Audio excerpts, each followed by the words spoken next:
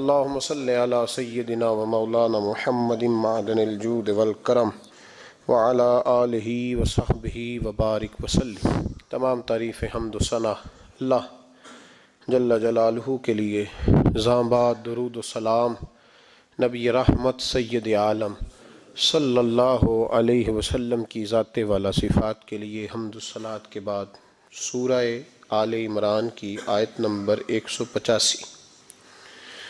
رب کریم نے فرمایا وَمَا الْحَيَاةُ الدُّنْيَا إِلَّا مَتَاعُ الْغُرُورِ، فرمایا یہ جو دنیا کی زندگی ہے یہ ساری دھوکہ ہے، نہیں ہے دنیا کی زندگی مگر ایک دھوکہ۔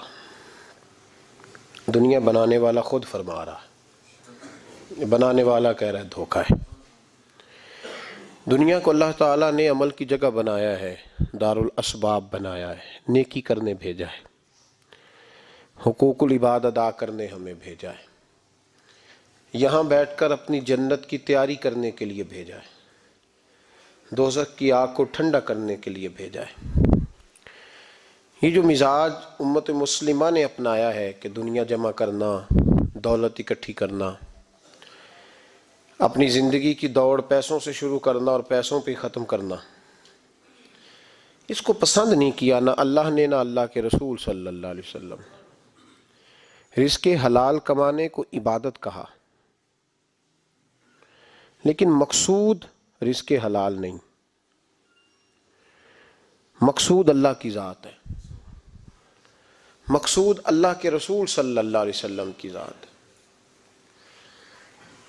ہمارے ہاں بڑی ترتیب کے ساتھ یہ چیز نسل در نسل منتقل ہو رہی ہے کہ پیسہ کیسے جمع کرنا ہے۔ بچہ بڑا سیٹ ہے جی، کس طرح سیٹ ہے؟ کہتے ہیں ڈھیر سارے پیسے کماتا ہے، امپورٹ ایکسپورٹ کا بزنس ہے، مال بھیجتا بھی ہے، منگاتا بھی ہے، بڑا سیٹ ہے۔ تو بچے سے پوچھا بیٹے تیرا کیا حال ہے، تو سیٹ ہے؟ کہتا بڑی تکلیف میں ہوں، سوتا بھی ہوں تو کانوں میں فون کی گھنٹیاں بجتی رہتی، آزمائش کا شکار ہوں، صبح و شام تکلیفوں میں وقت بیتتا ہے۔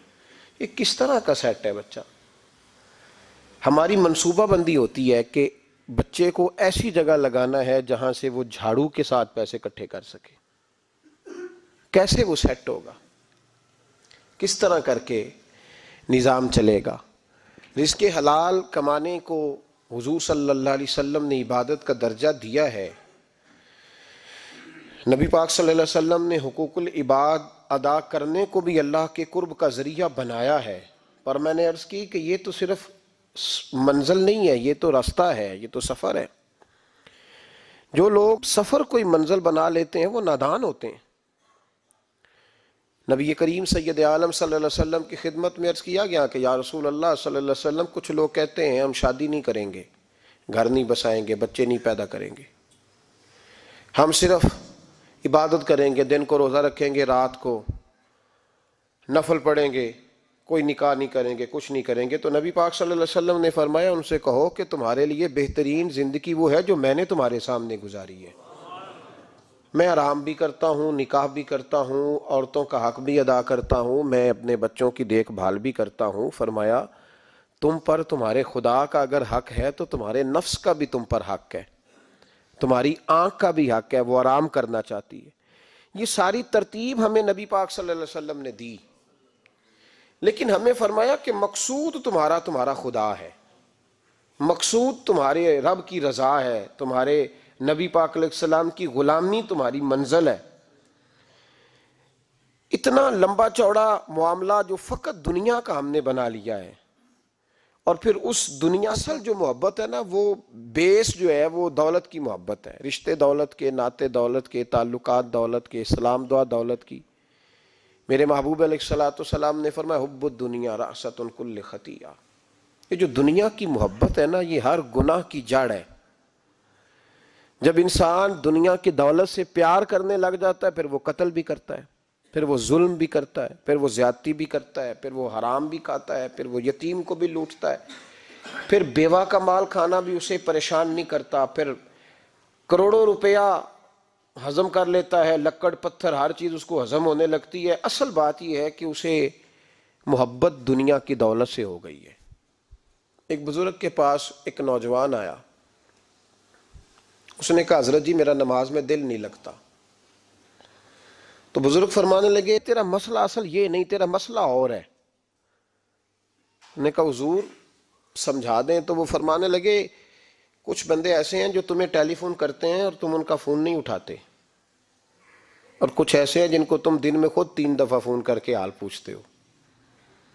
حضور کیا مطلب؟ فرمانے لگے جس سے پیار نہیں نا، اس سے اظہار بیزاری ہے تو اس کا فون بجتا رہے تو کہتے ہیں میں تھا نہیں، میں موجود نہیں تھا، فون چارجنگ پہ تھا، گھر چھوڑ گیا تھا، بہانہ ہے۔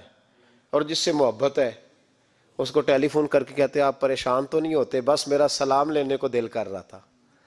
فرمانے لگے کہ تیرا اصل مسئلہ یہ ہے کہ تو نے محبت نہیں کی اللہ رسول سے۔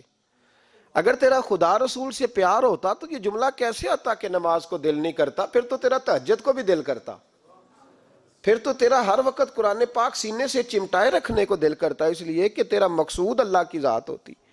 چونکہ مقصود دنیا داری ہے، مقصود دولت بنا لیا معاذ اللہ، مقصود ایک رنگ بنا لیا ہے، اس کا نقصان قوم اٹھا رہی ہے۔ نقصان رشتوں میں، نعتوں میں حسن نہیں رہا، پیار نہیں رہا، ترتیب نہیں رہی۔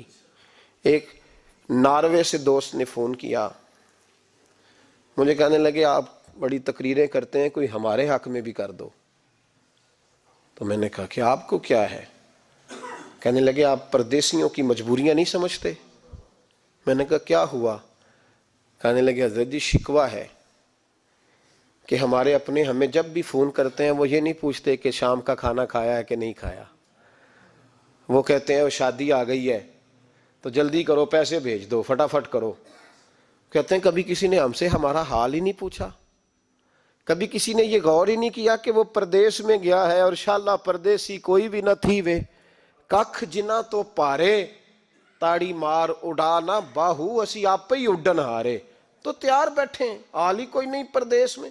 یہاں حال یہ ہے کہ جو فون کرتا ہے، ایک بزرگ کہنے لگے کہ 22-23 سال دیے ہیں پردیس کو، تو اپنی ہی بیوی کو فون کیا ہے کہ اب نہیں ہوتا، گھٹنوں میں درد رہتا ہے، کمر کمزور ہو گئی ہے، اب میرا دل کرتا ہے گھر آؤں اور میں اپنے گھر میں بیٹھ کے بچوں کے بیچ بیٹھ کے روٹی کھاؤں۔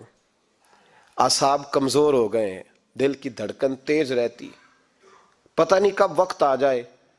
تو کہتے ہیں میری بیوی جسے میرے دکھ سکھ کا ساتھی ہونا چاہیے، وہ کہتی ہے چلیں 3-4 سال اور لگا لیں پھر آ جانا۔ وہ بھائی کیا اس شخص کے ساتھ کیا تعلق ہے؟ اس کا بھائی اسے فون کرتا ہے تو کہتا ہے میں پیسے دے دوں گا، جب آؤ نا تو ایک موبائل ضرور لے آنا۔ اس کو لوگ فون کرتے ہیں، رابطہ کرتے ہیں کہ جناب وہ ایک چھوٹی سی چیز، وہ میں پیسے دے دوں گا، تو پیسے دینے ہیں تو یہاں سے کون سی چیز نہیں ملتی؟ صرف فرمائشیں، لوگوں کے ساتھ تعلق صرف جیب کا، رشتہ صرف جو ہے وہ تعلق صرف اس چیز کا کہ وہ آدمی ایک ATM مشین ہے تو فٹافٹ کارڈ ڈالو تاکہ آپ کے حصے کے پیسے نکل آئیں۔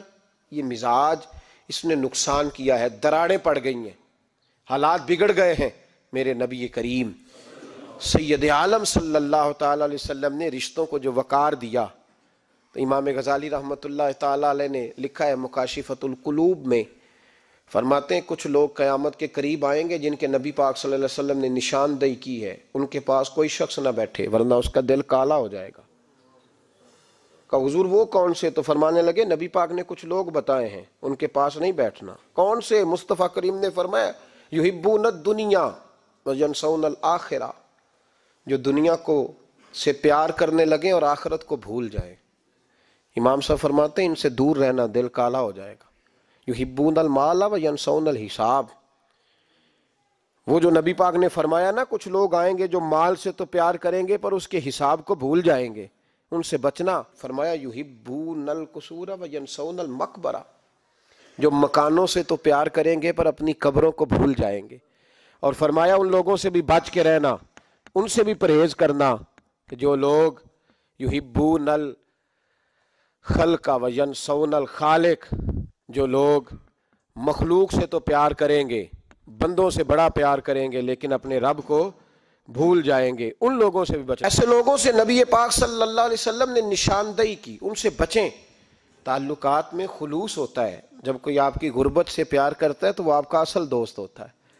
جب وہ آپ کی تنہائیوں سے آزمائشوں سے پیار کرتا ہے تو اس کا آپ کے ساتھ رشتہ خالص ہوتا ہے. جو آدمی دولت کو دیکھ کر پیار کرے اور دولت کو دیکھ کر آپ کے ساتھ وابستگی کا اظہار کرے تو اس شخص کا پیار سیدھا سیدھا میرے رسول پاک سید عالم صلی اللہ علیہ وسلم نے ہمیں استغنا کا حکم دیا ہے، بے نیازی کا. یہ دنیا داری میں الجھنا، دنیا کے بن کے جینا، دنیا کے ہو کے رہنا. آپ یقین کریں سارے رشتے، میں نے سعودی عرب میں پیر دیکھے، پیر مریدوں کی لسٹیں لے کے جاتے ہیں. ان کو ٹیلی فون ہوتا ہے، تمہارے پیر صاحب آ گئے ہیں، تم بھی پہنچ جاؤ. ٹھنڈی بوتلیں لے آنا آتی دفعہ. وہاں وزن اٹھایا نہیں جاتا واپسی پہ. ہمارے کئی سنگی ناراض ہو گئے، حضرت آپ آتے ہیں تو آپ بتاتے نہیں. تو میں کہتا ہوں یہاں بھی یہی کام کرنا ہے. ہم تو اپنے گناہوں کی معافی لینے آئے، تو ہم جس کام آئے ہمیں کرنے دو، کیوں الجھاتے ہو؟ وہاں جا کے بھی جہاں خالصتاً انسان کا رجوع اللہ کا وقت ہے، وہاں بھی وہی حالات پیدا ہو گئے. ہر طرف دنیا داری. اور یہ پیروں کی بات کرتا ہوں تو آپ بڑے مسکراتے ہیں. میں نے بڑے بڑے مفت خورے دیکھے ہیں، بڑے بڑے. یہ ہر طبقے میں ہوتے ہیں، ہر طبقے میں. ایک صاحب مجھے ایئرپورٹ پہ ملے، کہنے لگے جی کتنے دن رہا ہوں، ماشاءاللہ ایک دن بھی روٹی جیب سے نہیں کھائی.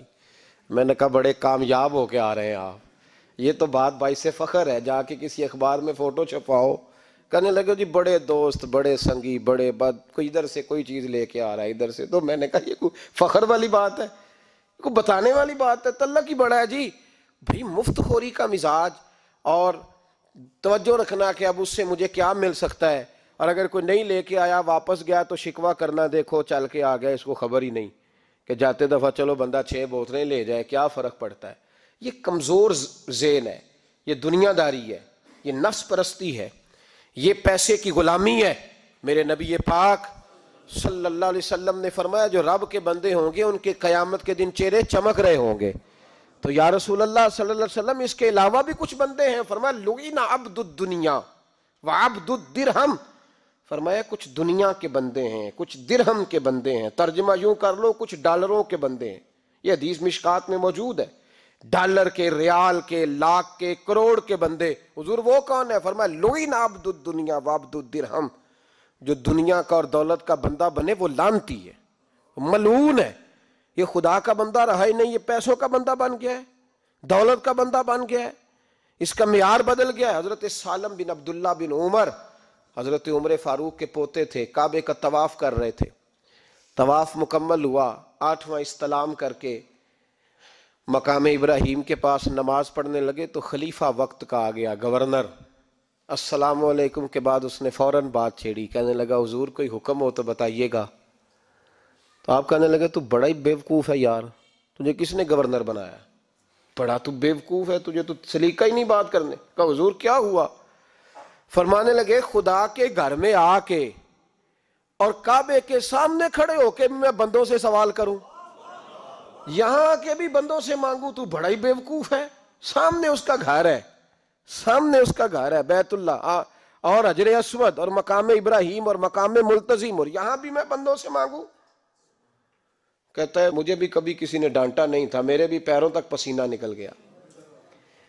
تو میں مسجد الحرام سے باہر نکل کے، یوں سمجھ لیں کہ جب لوگ باب عبدالعزیز سے یا باب فہد سے باہر آ جاتے ہیں، کہتے ہیں باہر نکل کے نا میں کھڑا ہو گیا. میں نے کہا چلو فارغ ہو کے آتے ہیں تو بات کرتا ہوں. حضرت فارغ ہو کے آئے تو میں نے کہا حضور اب تو بیت اللہ سامنے نہیں، اب بھی کوئی سوال کرے. تو فرمانے لگے اچھا ضروری ہے؟ کہا حضور ضروری ہے. تو فرمانے لگے چل پہلے بتا تجھ سے دین مانگوں کہ دنیا مانگوں، بول. تو کہنے لگا حضور میرے پاس تو دنیا ہی ہے، دین تو آپ کے پاس ہے. جب یہ جواب دیا تو حضرت سالم چلنے لگے اور چلتے چلتے فرمانے لگے جا اپنا کام کر، دنیا تو میں نے اس سے کبھی نہیں مانگی جس نے دنیا بنائی ہے.